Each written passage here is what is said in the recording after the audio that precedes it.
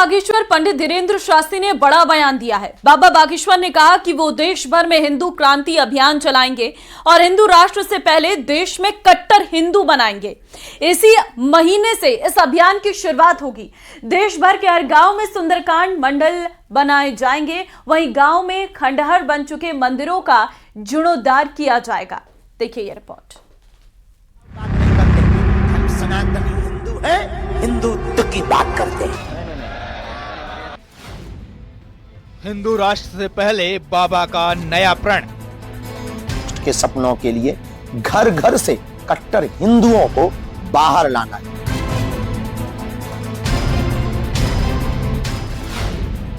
प्रदेश से देश बाबा लाएंगे क्रांति। अगर भारत को हिंदू राष्ट्र बनाना है तो पहले हमें हिंदू राज्य बनाने होंगे। हिंदू राज्य बनाने के पहले हिंदू जिले बनाने होंगे। घर से गांव पहले कट्टर हिंदू अभियान। अगर ऐसा ही उनको है कि हमको जात पात मिटानी है तो वो जाएं और दलितों के घर जाके भोजन करें। सबसे पहले तो वो ये काम करें, तब तो लोग प्रेरणा लेंगे। देखिए, बागेश्वर धाम के पीठाधीश्वर धीरेन्द्र कृष्ण शास्त्री जी सदैव समाज में सौहार्द के लिए और सनातन की प्रगति के लिए काम करते हैं। अपने बयानों को लेकर चर्चा में रहने वाले बागेश्वर धाम के धीरेन्द्र शास्त्री एक बार फिर से चर्चा में आ गए हैं। हिंदू राष्ट्र की मांग को प्रमुखता से उठाने वाले धीरेन्द्र शास्त्री एक नई क्रांति की शुरुआत करने जा रहे हैं। ये क्रांति हिंदू राष्ट्र की मांग को पूरा करने के लिए शुरू होने वाली है। हिंदुओं को बनाने के लिए हमने प्रकल्प उठाना है सुंदरकांड मंडल बागेश्वर धाम, जो वर्तमान में प्रारंभ होने जा रहा है। इसी अप्रैल के महीने से एक पूरी टीम बागेश्वर धाम की निकल चुकी है यह बिगुल बजाने के लिए, जो गांव गांव जाकर के एक मंडल बनाएगी, बागेश्वर धाम सुंदरकांड मंडल, जो सनातन के लिए कार्य करेंगे। धीरेन्द्र शास्त्री की ओर से एक मंडल बनाया गया है जो घर से गांव, गांव से शहर और जिले तक कट्टर हिंदू बनाएगा। जिले से राज्य और फिर देश में हिंदुओं को जगाया जाएगा। उसके बाद हिंदू राष्ट्र की मांग को उठाया जाएगा। अगर भारत को हिंदू राष्ट्र बनाना है तो पहले हमें हिंदू राज्य बनाने होंगे। हिंदू राज्य बनाने के पहले हिंदू जिले बनाने होंगे। हिंदू जिले बनाने के पहले हमें हिंदू गांव बनाने होंगे और हिंदू गांव बनाने के पहले हिंदू घर बनाने होंगे। हिंदू घर बनाने के लिए पहले कट्टर हिंदू बनाने पड़ेंगे। उधर बाबा के प्लान पर प्रदेश में सियासत गर्मा गई है। कांग्रेस ने निशाना साधते हुए बीजेपी पर हमला बोला है। उधर बीजेपी ने कांग्रेस के आरोपों पर पलटवार किया है। सबसे पहले तो वो ये काम करें, तब तो लोग प्रेरणा लेंगे। मेरा तो उनको यही सजेशन है, यही मेरी सलाह है कि महाराज जाइए, दलितों के घर भोजन करिए, उनके साथ जाजम पे बैठिए, उनके साथ भजन कीर्तन कीजिए, तब जाके जात पात मिटेगी। कांग्रेस पार्टी जब भी सनातन धर्म के लोग काम करते हैं, आगे बढ़ते हैं, तो कांग्रेस की तुष्टीकरण की राजनीति आड़े आ जाती है और कांग्रेस के नेता उल जलूल की बातचीत करने लगते हैं। कांग्रेस पार्टी को स्वयं उनके अभियान में भागीदारी करना चाहिए। हमेशा तुष्टीकरण, जातिवाद, धर्म की कट्टरता जरूरी नहीं है। कांग्रेस की यही नकारा राजनीति, इसीलिए जनता इन्हें गंभीरता से नहीं लेती है। फिलहाल धीरेन्द्र शास्त्री अपने अभियान में जुट गए हैं। अप्रैल में कट्टर हिंदू बनाने का अभियान शुरू किया जाएगा। Bureau report, news 18। में वक्फ संशोधन बिल पास होने के तुरंत बाद देर रात 2 बजे मणिपुर में राष्ट्रपति शासन के प्रस्ताव पर चर्चा हुई।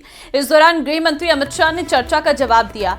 अमित शाह ने कहा कि सरकार मणिपुर में शांति की बहाली के लिए प्रतिबद्ध है। मणिपुर में हिंसा में कमी आई है और जल्द ही मणिपुर में शांति लौटेगी।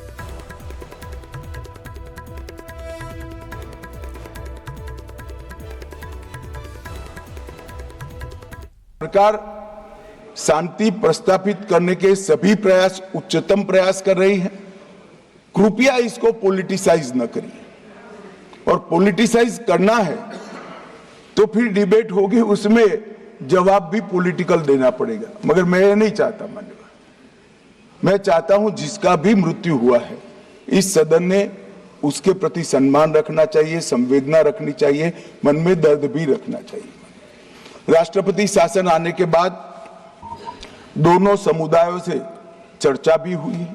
2 मीटिंग दोनों समुदायों के सारी संस्थाओं से अलग अलग हुई है और बहुत कम समय में एक संयुक्त मीटिंग भी भारत सरकार के गृह विभाग के अधिकारियों के साथ होगी।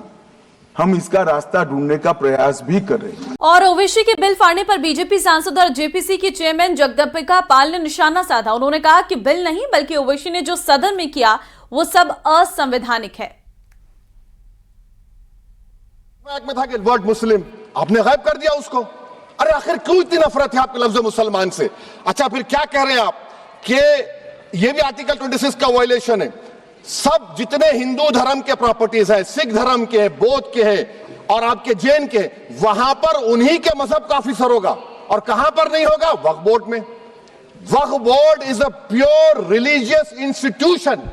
अभी हमारे मंत्री साहब ने कहा trust, sir Shri Sai Baba trust 2004, वो ये कहता है जो ऑफिसर उसमें काम करता है उसको साई बाबा का डिवोटी होने चाहिए और उसको डिक्लेरेशन लिख के देना पड़ेगा। यहां पर हो रहा तो यहां पर क्यों नहीं हो रहा? अच्छा सर आप फिर देख लीजिए, ये आपका हो गया सर। हाँ, अब अमित शाह साहब ने सेक्शन 2A के बारे में कहा और उन्होंने इस बात का इकरार कर लिया कि दाऊदी बोहरा के लिए यह बनाया गया है। मगर मैं आपके जरिए से गवर्नमेंट से पूछना चाह रहा हूं, आपने तो उस प्रोवाइजो में दाऊदी बोहरा का नाम ही नहीं लिखा। आपने उनको भी थैंक यू कर दिया, उनका नाम क्यों नहीं लिखा आपने? और सर और गवर्नमेंट क्या कर रही है? आप मुस्लिम समाज में जो बेकार किस्म के लोग हैं उनको एक रास्ता बना रहे हैं, एग्जिट दिखा रहे हैं कि तुम्हें वक्त से बचना है तो तुम्हें ट्रस्ट बना लो। ये क्या कर रहे हैं सर आप? कम से कम उन दाऊदी बोहरा को आप दे देते। आज गृह मंत्री जी ने अगर ये कह दिया कि अब इसमें चाहे वाकिफ हो उसमें न कोई सरकार का दखल होगा, न वाकिफ के इंटेंशन पे, न वक्त में कोई दखल होगा, तो जब वक्त में कोई दखल नहीं है, न वाकिफ में कोई दखल है और इसके बावजूद भी अभी भी आपने देखा ओवैसी साहब को कि अभी उन्होंने इस बिल को फाड़ने का काम किया है, तो ये जो बात कह रहे कि ये बिल असंवैधानिक है, असंवैधानिक काम तो उन्होंने किया है जो बिल फाड़ने का काम किया है। वक्फ संशोधन विधेयक लोकसभा से पास हो गया है। 12 घंटे से अधिक समय तक चली मैराथन चर्चा के बाद लोकसभा में वक्फ संशोधन बिल 2025 पारित कर दिया गया। स्पीकर ओम बिरला ने चर्चा के बाद वोटिंग करवाई और इस विधेयक के पक्ष में 288 और विपक्ष में 232 वोट पड़े हैं। रात 2 बजे वक्फ संशोधन बिल लोकसभा से पास हो गया। बीजेपी के सहयोगी दल जेडीयू और टीडीपी ने बिल का समर्थन किया है और इससे पहले सदन में गौरव गोगोई, ओवैसी समेत कई सदस्यों की ओर से लाए गए संशोधन खारिज हो गए। बिल पर चर्चा के दौरान जहां सत्ता पक्ष के सांसदों ने बिल का समर्थन किया तो वहीं विपक्षी सांसदों ने इस पर कड़ा विरोध जताया। इस दौरान कई मौकों पर हंगामा भी देखने को मिला। एआईएमआईएम सांसद असरुद्दीन ओवैसी ने अपनी बात रखने के बाद वक्फ बिल को फाड़ दिया, जिस पर सत्ता पक्ष की ओर से सवाल उठाए गए। बीजेपी सांसद जगदम्बिका पाल ने इसे असंवैधानिक करार दिया है। तो देखिए, पक्ष में 288 बिल पड़े हैं और विपक्ष में 232 बिल और रात 2 बजे तक इस पूरे मामले पर चर्चा रही और आखिरकार ये बिल लोकसभा से पास हो गया है। अब बिल रखा जाना है राज्यसभा में और राज्यसभा में भी अगर हम देखें तो बहुमत साफ तौर पर एनडीए के पास है, लेकिन चुनौती काफी ज्यादा रहने वाली है क्योंकि विपक्ष की संख्या भी बड़ी है। अब ऐसे में राज्यसभा एक चुनौती न बन जाए, इसके लिए पहले ही सांसदों को व्हीप जारी किया गया है कि वो सभी लोग मौजूद रहें। देखिए, करीब 60 सांसदों के भाषण और 12 घंटे की मैराथन बहस के बाद संसद ने देर रात इतिहास रच दिया। कल दोपहर 12 बजे शुरू हुई डिबेट रात 12 बजे तक चली और फिर अगले 2 घंटे इस ऐतिहासिक बिल पर वोटिंग का दौर चला। आखिर में वही हुआ जिसका आंकड़ा पहले से ही इशारा कर रहा था। बिल पास होने के बाद साथ ही मंत्रियों और सांसदों ने अल्पसंख्यक मामलों के मंत्री किरण रिजिजू को बधाई भी दी है। ये 3 तस्वीरें कल लोकसभा में जो कुछ हुआ उसका सार है। पहली तस्वीर रात 12 बजे, क्योंकि इस बिल पर चर्चा रात 12 बजे तक हुई और रात 12 बजे तक जो है हंगामे के बीच लोकसभा से ये बिल पास हो ही गया। 12 बजे तक मैराथन बहस के बाद देर रात वोटिंग हुई। देर रात वोटिंग में अगर हम बात करें तो पक्ष में 288 वोट पड़े, विपक्ष में 232 वोट पड़े और उसके बाद मंत्री किरण रिजिजू को बधाई दी गई इस बिल के पास होने के बाद।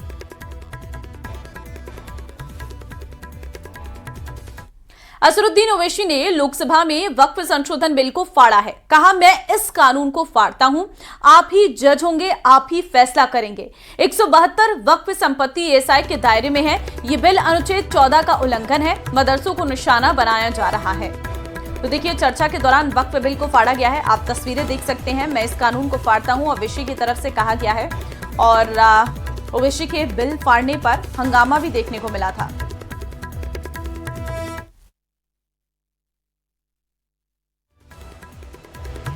का मकसद सिर्फ मुसलमानों को जलील और रुस्वा करना है, मुसलमानों को दूसरे दर्जे का शहरी बनाने का इनका मकसद है।